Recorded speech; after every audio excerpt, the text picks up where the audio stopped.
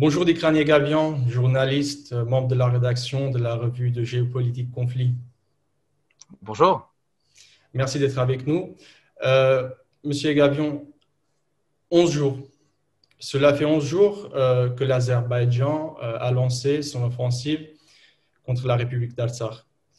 Et malgré des appels au cessez-le-feu lancés par l'UE, le Conseil de sécurité de l'ONU, les pays coprésidents le groupe de Minsk de l'OSCE, à savoir la France, les États-Unis et la Russie, les combats se poursuivent toujours au Raqqa.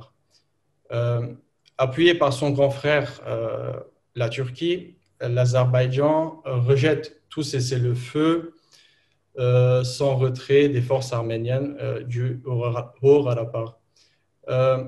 Pourquoi la Turquie se mêle autant de ce conflit? Écoutez, à l'évidence, ce qu'on peut comprendre depuis plusieurs mois, la Turquie traverse, comme vous l'avez pu le comprendre, une crise structurelle, une crise économique sociale assez grave. En témoigne la chute inexorable de la livre turque et la faillite du programme de la politique économique de l'AKP.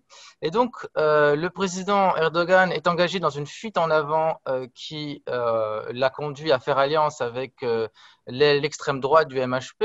Et cette extrême droite ultranationaliste a un agenda pan-turquiste. Donc, je ne crois pas que Erdogan en soit un pan-turquiste, un pan-islamiste, mais c'est surtout un opportuniste qui voit et qui a un intérêt très concret à se maintenir au pouvoir à travers des crises. En quelque sorte, ce sont les crises géopolitiques qu'il enflamme, ce sont les foyers d'instabilité les brasiers qu'il allume en Libye, en mer Égée, à Chypre, bientôt au Liban, peut-être dans les Balkans, aujourd'hui en Artsakh, qui le permettent d'avoir une sorte de rente. Cette rente géopolitique le permet de négocier en position de force vis-à-vis de ses rivaux, mais alors qu'il n'est pas forcément au départ dans une position, je dirais, confortable.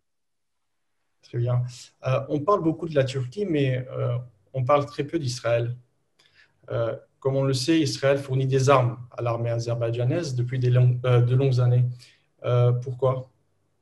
Bah, déjà, il faut comprendre que historiquement, les relations entre Israël et l'Azerbaïdjan sont aussi intenses, aussi profondes que discrètes. Elles sont motivées essentiellement par, si vous voulez, une convergence d'intérêts géostratégiques. Israël regarde l'Azerbaïdjan comme un allié naturel du fait que, comme vous le savez peut-être, l'Iran et l'Azerbaïdjan entretiennent des relations tendues. Il y a un irrédentisme azéri dans le nord de l'Iran. Plus de 18 millions d'Iraniens sont d'ethnie azérie. Ça constitue un risque majeur pour les équilibres et pour la stabilité de l'Iran.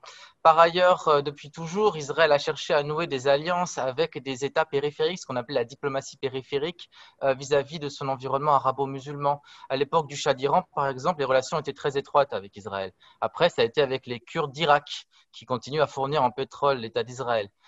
Environ un gros tiers, disons, des importations de l'État hébreu en gaz, en pétrole, proviennent d'Azerbaïdjan.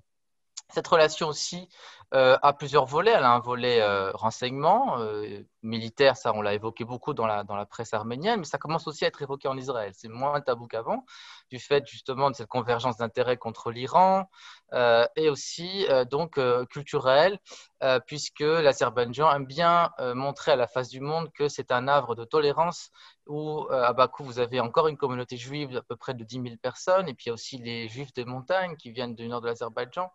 Et tout ça participe, si vous voulez, à une mise en récit dans lequel l'Azerbaïdjan est présenté donc par Israël comme un État laïque, un État tolérant, un État structurellement son allié. Or, ce qu'on peut constater aujourd'hui, c'est qu'il y a un vrai débat en Israël sur cette question. Déjà, même si les médias israéliens ne communiquent pas beaucoup, il y a c'est un sujet encore tabou, il y a un débat au sein des élites, au sein de l'état-major, puisque une partie de l'état-major considère que la Turquie aujourd'hui est une menace plus imminente pour la sécurité de l'État d'Israël, puisque la Turquie finance et soutient logistiquement et moralement le Hamas qui est à Gaza. Et donc à cela s'ajoute aussi tout un vrai débat moral, éthique, puisque fort heureusement, dans la diaspora juive, mais aussi parmi l'intelligentsia israélienne, il y a des voix dissonantes. Parlons maintenant de l'Iran. Comme vous l'avez mentionné, l'Iran et l'Azerbaïdjan entretiennent des relations assez tendues. Et ce mercredi, le président iranien Hassan Rouhani a déclaré que son pays ne tolérera pas la présence de terroristes près de sa frontière nord.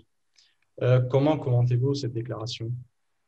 Moi, je crois que les Iraniens se sentent vraiment très inquiets. Ils se sentent encerclés par cette manœuvre.